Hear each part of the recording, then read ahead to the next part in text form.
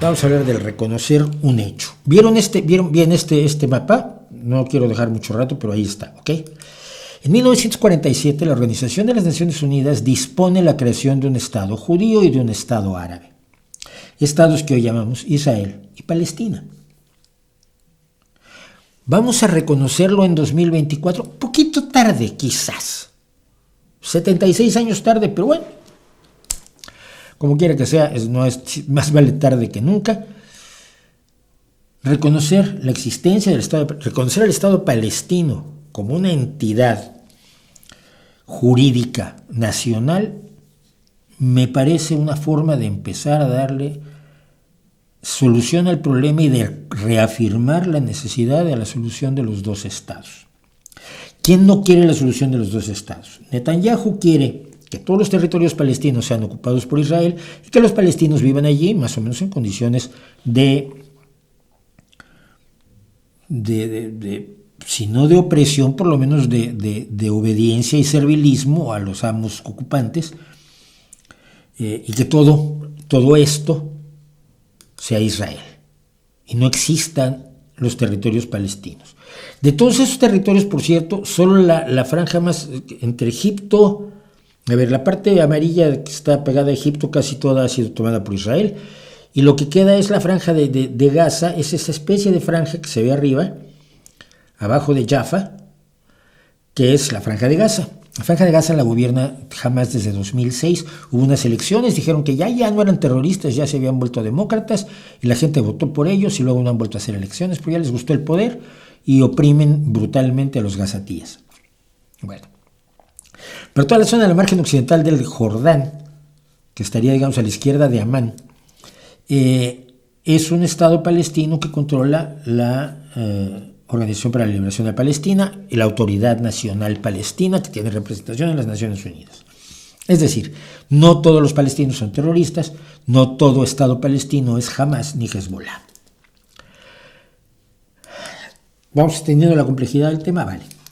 Al reconocer la existencia del Estado palestino, se legitima el derecho de los palestinos a la autodeterminación. Esto implica también la autodeterminación respecto de Hamas, no solo respecto de los ocupantes israelíes, que en este momento se están apoderando de Gaza, sino de la posibilidad de los gazatíes de decidir su futuro sin Hamas encima. Jamás oprime, jamás golpea, jamás obliga, jamás ha mantenido un estado de terror sobre los gazatíes y nadie se ha preocupado por los gazatíes desde 2006. Un error grave. Teníamos que habernos preocupado por lo que les estaba haciendo Hamas, tanto como nos preocupamos ahora por lo que les está haciendo Netanyahu. ¿Ok? Creo que reconocer al Estado palestino y buscar la autodeterminación del pueblo palestino es un camino para la paz, porque son los extremistas de ambos contendientes los que se han empeñado en mantener el conflicto vivo. Lo que hay que hacer es matar el conflicto. No olvidemos que un primer ministro israelí, Yitzhak Rabin, fue asesinado por atreverse a firmar la paz con Yasser Arafat.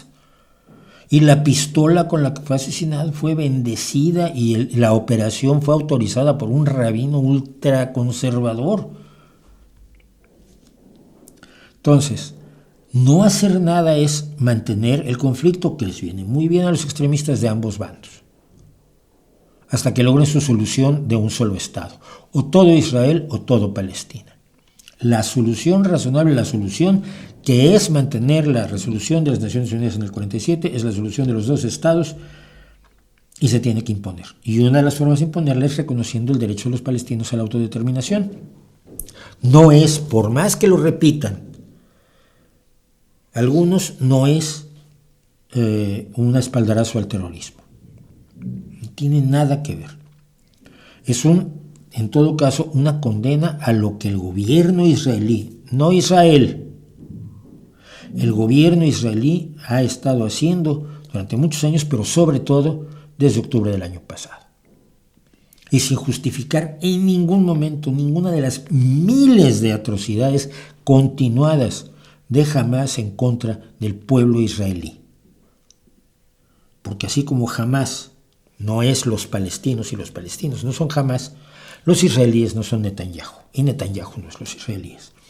Aunque juega evidentemente la carta de que nos están castigando por defendernos. No, mira, no te estás defendiendo. Si una persona se mete a tu casa y ataca a tus hijos, tienes todo el derecho.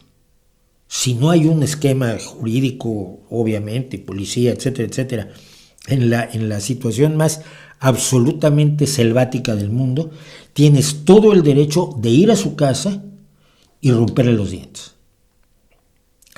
Ahora, si matas a sus hijos, si le rompes las piernas a su mujer, si le vuelas la casa al vecino de la izquierda, le quemas la casa al vecino de la derecha, le sueltas una bomba al vecino del otro lado de la calle, le deshaces la calle a todos los vecinos, los dejas sin luz, los dejas sin agua, los dejas sin electricidad y encima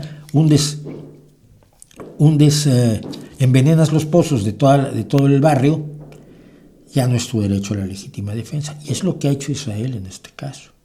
Persiguiendo a Hamas, legítimamente persiguiendo a Hamas después de una atrocidad como la del 7 de octubre, lo que ha hecho es destruirlo absolutamente todo para ver si logra acabar con Hamas, que es enormemente difícil porque los operativos de Hamas se pueden esconder en Egipto, con los hermanos musulmanes que los protegerán, o se pueden esconder en Irán.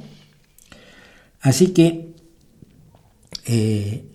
no se está poniendo en duda, no se debería poner en duda el derecho de Israel a la autodefensa, pero hay que dejar muy claro qué es autodefensa y qué no. Después de aclarar todo esto, o me van a acusar de estar a favor de los palestinos, o me van a acusar de estar a favor de Hamas, o de estar a favor de Netanyahu. Yo solo estoy a favor del pueblo palestino, del pueblo israelí, y de que la necesidad, la condena que tienen a vivir en paz, eventualmente, porque al final todo esto pasará. Y no olviden que hubo pueblos en guerra feroz durante cientos, si no es que miles de años, como el caso de los franceses y los británicos, y al final puedes acabar con esa guerra y no eternizarla. Y todo el que lo quiere eternizar es enemigo de usted y mío, no solo de los israelíes y de los palestinos.